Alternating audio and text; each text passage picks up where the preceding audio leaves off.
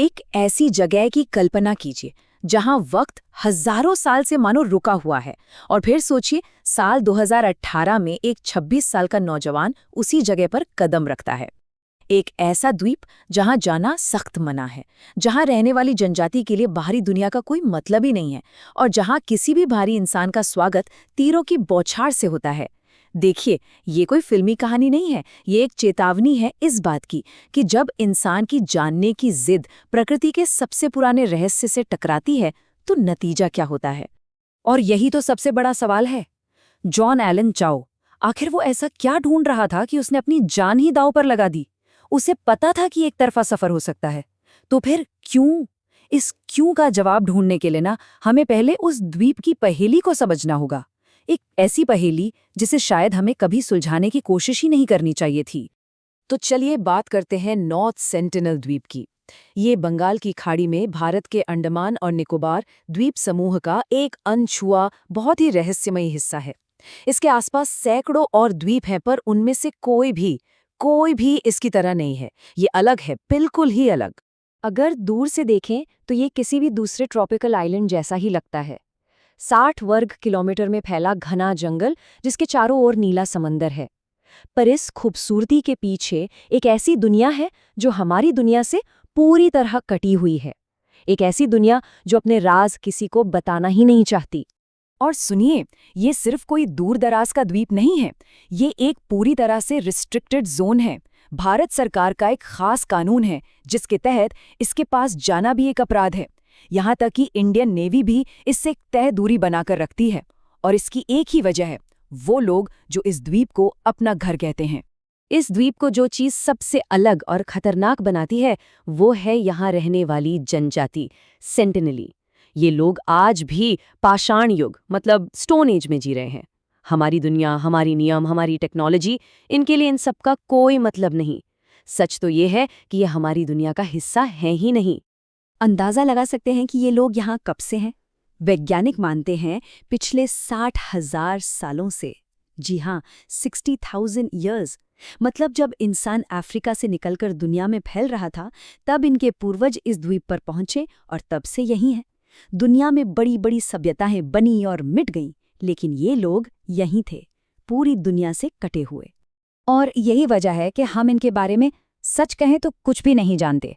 वे कौन सी भाषा बोलते हैं, उनकी गिनती कितनी है, 50 या 500? उनके रीति रिवाज क्या हैं, वे क्या मानते हैं?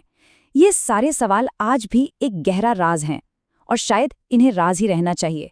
ऐसा नहीं है कि बाहरी दुनिया ने कोशिश नहीं की, कोशिशें हुईं, लेकिन संपर्क की हर कोशिश का अंत गलतफहमी, बीमारी और हिंसा में हुआ। ये इतिहास हमें एक साफ चेतावनी देता है, एक ऐसा सबक जिसके कारण आज उनसे पूरी तरह दूरी बनाने की नीति अपनाई गई है। ये जो घटनाएं हम देख रहे हैं, ये अपने आप में एक दुखद कहानी है। 1880 में एक ब्रिटिश अफसर ने जबरदस्ती 6 लोगों को किडनैप कर लिया। उनमें से 2 की कुछ ही दिनों में बीमारी से मौत हो गई। बाद में भारतीय वैज्ञानिकों ने दूर से नारियल जैसे तोहफे छोड़कर दोस्ती की कोशिश भी की। 1991 में तो एक बार थोड़ी देर के लिए शांतिपूर्ण मुलाकात हुई भी, लेकिन खतरा बहुत बड़ा था। और इसी के बाद भारत सरकार ने ये फैसला किया कि बस अब और कोई संपर्क नहीं होगा, कभी नहीं।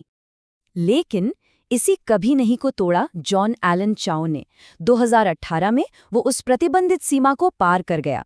वो कोई वैज्ञानिक या खोजकर्ता नहीं था, वो एक मिशन पर था। एक ऐसा मिशन जिसे वो अपना कर्तव्य समझता था, भले ही वो दुनिया के कानूनों के खिलाफ ही क्यों ना हो। उसकी डायरी के पन्ने बताते हैं कि उसके अंदर एक तूफान चल रहा था। एक तरफ उससे अपनी जान का डर था और दूसरी तरफ एक अजीब सा विश्वास जो उसे आगे बढ़ने पर मजबूर कर रहा था। वो लिखता है कि उसे डर लग रहा है, पर उसे लगता है कि ये करना उसकी जिम्मेदारी है। ये डर और विश्वास का एक बहुत ही खतरनाक कॉम्बिनेशन था। उसने लोकल मछुआरों को पैसे देकर अवैध तरीके से द्वीप के पास जाने के लिए मना लिया। अपनी पहली कोशिश में जैसे ही वो किनारे के पास पहुंचा, उस पर एक तीर चला। वो बच गया और वापस लौट आया।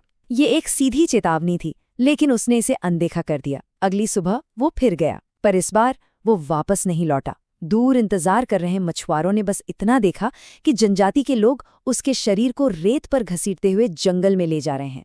जॉन चाओ की मौत ने एक बहुत ही मुश्किल सवाल खड़ा कर दिया कि अगर ये लोग इतने खतरनाक हैं और बाहरी दुनिया से इतने अलग थलग हैं, तो हम उनकी मदद क्यों नहीं करते, उन्हें इस द्वीप से बाहर क्यों नहीं निकाल लेते?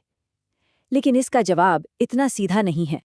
एक तरफ ये दलील है कि हमें उनकी मदद करनी चाहिए, उन्हें मॉडर्न दुनिया से जोड़ना चाहिए।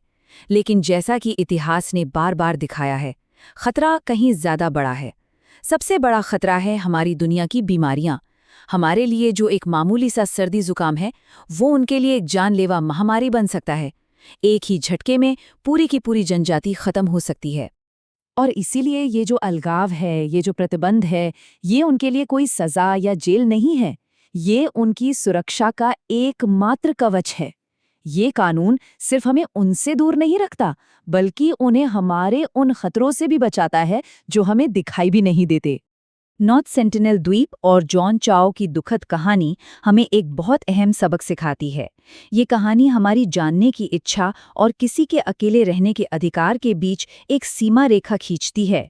ये हमें याद दिलाती है कि हर दरवाजे को खटखटाना जरूरी नहीं होता, खासकर तब जब उस पर साफ साफ लिखा हो अंदर आना मना है। शायद कुछ रहस्य इसलिए होते हैं ताकि हम ये सीख सकें कि कहाँ रुक जाना चाहिए। क्या कुछ पहेलियां अनसुलझी रहने के लिए ही बेहतर होती हैं?